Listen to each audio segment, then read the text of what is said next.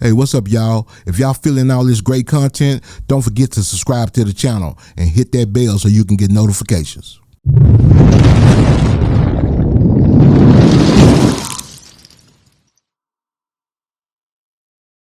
So let's talk about Boosie. Okay. Boosie Badass. That's always a great subject. Absolutely. You know what I'm saying? I've never been formally introduced to Mr. Boosie. Okay. I think I met him one time in passing with Steve B-Lo. Okay. How was that situation? Talk about him as a youngster, because I can remember the excitement in our clique around Boosie, Right? And just talk to him. Well, even before the music, I knew Boosie as a kid. I grew up. I lived across the tracks for quite some time, so that cross the track community was a very close knit community. Boosie's family used to do the Givens over there. They used to do a little softball game every Sunday. Okay. In the neighborhood, man, and you know what I mean. We all would, the whole community cross there would be in the park on Sundays playing softball, just kind of hanging out. And I just remember Boosie being very young. I used to run with his older cousin Bronson. Okay. And I was actually good friends with Donk. Donk now a minister, man, changed his life and is an amazing pastor out there in Atlanta doing amazing things, doing amazing work now. You know Who is Donk to Boosie? That's his cousin. You didn't saw Donk quite a bit. Okay. You know what I mean? But that was my man's and still is my man to this day. Is that Hatch family pretty big? It is, man. They had one of the bigger families cross the track. Okay. You know what I mean? So like I said, it was and I think his grandmother and grandfather were ministers, if I'm not mistaken, and they lived right next door to Miss Moolah. Miss Moolah used to sell fried pigtails and turkey wings, some of the best you go ever have. That's that country shit. Yeah. So we used to always end up right next door to his grandmother's house, just kind of messing with Miss Moolah and kind of in between. But that neighborhood, growing up, it was projects and there's houses. But being across the track, it was like everything was the project. Yeah.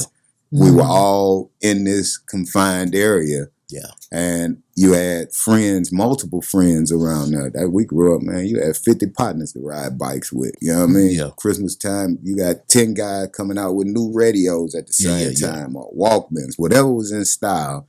You had 10, 12, 15 other partners coming out with the same thing, and y'all lining up, trying to see who's better. Yeah. You know what I mean? So I remember, I want to call him Chad. I remember when Pimp C first was introduced to Boosie. Right. And then, he would, in between Atlanta and come back to Dallas. Right. Louisiana, Atlanta, Dallas. Well, excuse me. Right. Louisiana, Atlanta, Texas. Right. You know what I'm saying? Right. And he would, come back to Dallas sometimes in those visits. And he would give me little cassettes. And Boosie sounded so young. He was 16. That one of the homies out the hood, Frog. Yes. Frog was one of the brothers that had just got out of, I think Frog had just got out of jail, if I'm not mistaken, even at that time. And Frog got out, went back to college, and Frog was doing his thing, and Frog was over across the track as well. So Frog is actually the one that brought Boosie over to Loc to like, check him out, man. You really need to check him out. And he was 16 going to McKinley at the time. You know what I mean? Yeah. So he was a youngster, you know? He had something special. He did. I can remember Steve B-Lo, because Chad gave me a tape. I listened to it, but I didn't jam the tape. Right. I said, he jamming. Right. Because once Webby came out, woo, I said, okay, Webby is this, that, and the other. Right.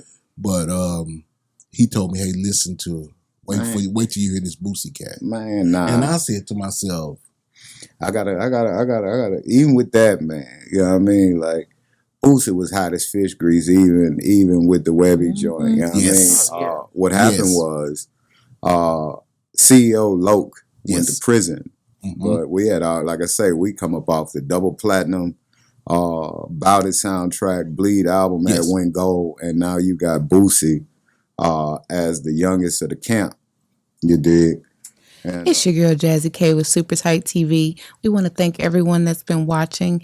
Hey, if you do us a favor and hit that subscribe button, also press the notification bell so you can be notified every time we drop a new video. Know I'ma get some game, tuned in with Super Tight, yeah. I get it all up from Big Bobo, from the front seat, not no photos.